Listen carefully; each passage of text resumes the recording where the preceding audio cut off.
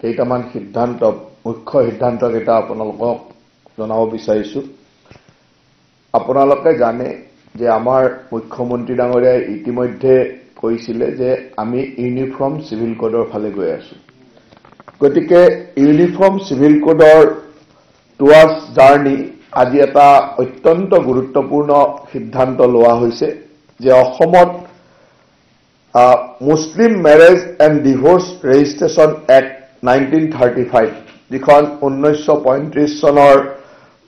Assam Muslim marriage and divorce registration act আছিলে, যাৰ জৰিয়তে 94 মুছলিম মেৰেজ ৰেজিষ্টাৰে এতিয়াও বিভিন্ন ধৰণৰ মুছলিম মেৰেজ এক্টৰ ৰেজিষ্ট্ৰেশ্যন বা ডিভোৰ্চ কৰি আছিলে। এই the Assam Muslim marriage and divorce registration act 1935 এইখন বাতিল কৰা হৈছে বা খাৰিজ কৰা হৈছে, ৰিপিল কৰা হৈছে। গতিকে এতিয়া আজিৰ কেবিনেটে এই Assam Muslim marriage and divorce registration act 1935 নোহোৱা কৰিলে, আৰু যাৰ ফলত আজিৰ পিছত আৰু এতিয়াৰ পিছত আৰু এই এক্টৰ জৰিয়তে ৰেজিষ্ট্ৰেশ্যন মুছলিম মেৰেজৰ ৰেজিষ্ট্ৰেশ্যন বা ডিভোৰ্চ ৰেজিষ্ট্ৰেশ্যন হ'ব নোৱাৰিব।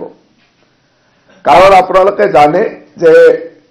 ইয়াৰ আমাৰ স্পেচিয়েল মেৰেজ এক্ট আছে, গতিকে সকলো বিবাহে আমি স্পেচিয়েল মেৰেজ এক্টৰ জৰিয়তে হোৱাটো বিচাৰিছো, আৰু সেইকাৰণে এই the Assam Muslim marriage and divorce registration act 1935 নোহোৱা কৰা হৈছে বা খাৰিজ কৰা হৈছে। এতিয়াৰ পৰা ডিষ্ট্ৰিক্ট কমিশনাৰ বা ডিষ্ট্ৰিক্ট ৰেজিষ্ট্ৰাৰে তেওঁলোকৰ অথৰিটি বা কাষ্টডিটো লৈ ল'ব। সেই 94 যি মুছলিম মেৰেজ ৰেজিষ্টাৰ আছিলে তেওঁলোকৰ গোটেই কাষ্টডিটো ডিষ্ট্ৰিক্ট কমিশনাৰ এণ্ড ডিষ্ট্ৰিক্ট ৰেজিষ্ট্ৰাৰে লৈ ল'ব। আৰু অসম চৰকাৰে যেহেতু ইয়াৰ লগত কিছুমান মানে 95-94 জন মানুহ জড়িত হৈ আছিল, তেখেতসকলে এটা লাইভলিহুডো তাৰ পৰা চলি আছিল, গতিকে সেই 94 মুছলিম মেৰেজ এক্টৰ ৰেজিষ্টাৰত এটা ওৱান টাইম কম্পেনচেশ্যন বা ক্ষতিপূৰণ হিচাপে 2 লাখ টকাকৈ দিয়াৰ সিদ্ধান্ত লৈছে চৰকাৰে। তেওঁলোকে 2 লাখ টকাকৈ পাব, এটা ওৱান টাইম কম্পেনচেশ্যন, তেওঁলোকে ক্ষতিপূৰণ এটা এককালীন ক্ষতিপূৰণ 2 লাখ টকাৰ ক্ষতিপূৰণ পাব, আৰু তাৰ জৰিয়তে তেখেতসকলে ফিউচাৰ লাইভলিহুডটো চলাবৰ কাৰণে চৰকাৰে এই 2 লাখ টকা এটা সহায় কৰিব। ইয়াৰ মূল উদ্দেশ্য আছিল যে আমি ইউনিফৰ্ম চিভিল কোডৰ ফালে যোৱা, আৰু ব্ৰিটিছৰ দিনৰ পৰা চলি অহা ইমান আওপুৰণি এখন এক্ট, যিটো এক্টৰ প্ৰয়োজন আজিৰ সমাজ ব্যৱস্থাত নাই বুলি আমাৰ অসম চৰকাৰে বিবেচনা কৰে। আৰু এইটোৰ জৰিয়তে বহু ক্ষেত্ৰত আমি আণ্ডাৰেজ বা বয়সৰ তলতো বিয়া হোৱা বা ৰেজিষ্ট্ৰেশ্যন কৰা আমি দেখিবলৈ পাইছিলো, যাৰ জৰিয়তে আমি 21 বছৰৰ তলৰ ল'ৰাৰ বা 18 বছৰৰ তলৰ ছোৱালীৰ যিটো বিবাহ, সেই বিবাহটো যাতে চাইল্ড মেৰেজ আমি যাতে সম্পূৰ্ণৰূপে নিষিদ্ধ কৰিব পাৰোঁ, সেইটোৰ এটা ডাঙৰ ষ্টেপ হ'ব বুলি আমি ভাবিছোঁ। আৰু সেইকাৰণে আজিৰ কেবিনেটৰ এইটো এটা অত্যন্ত গুৰুত্বপূৰ্ণ সিদ্ধান্ত যে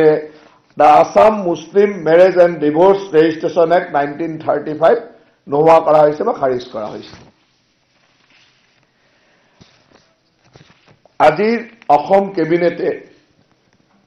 মিচিং, ৰাভা, কাৰ্বি, তিৱা, দেউৰী আৰু ডিমাচা ভাষাত ফাণ্ডামেণ্টেল ষ্টেজ মানে প্ৰাথমিক শিক্ষা ব্যৱস্থাত, যিটো আমি প্ৰাথমিক শিক্ষা ব্যৱস্থাৰ এটা মিডিয়াম অফ ইনষ্ট্ৰাকশ্যন, মানে আমাৰ মাধ্যম হিচাপে এই ভাষাকেইটাক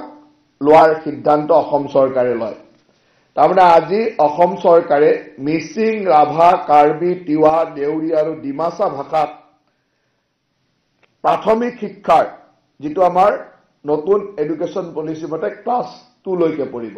এই ক্লাছ 2 লৈকে প্ৰাথমিক শিক্ষাৰ মাধ্যম হিচাপে,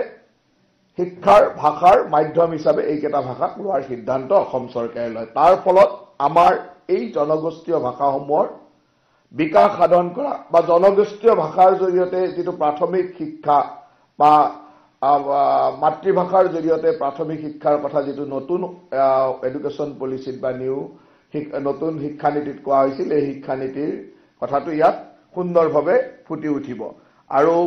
মই ভাবো যে ইয়ে অসমৰ এই ভাষাকেইটা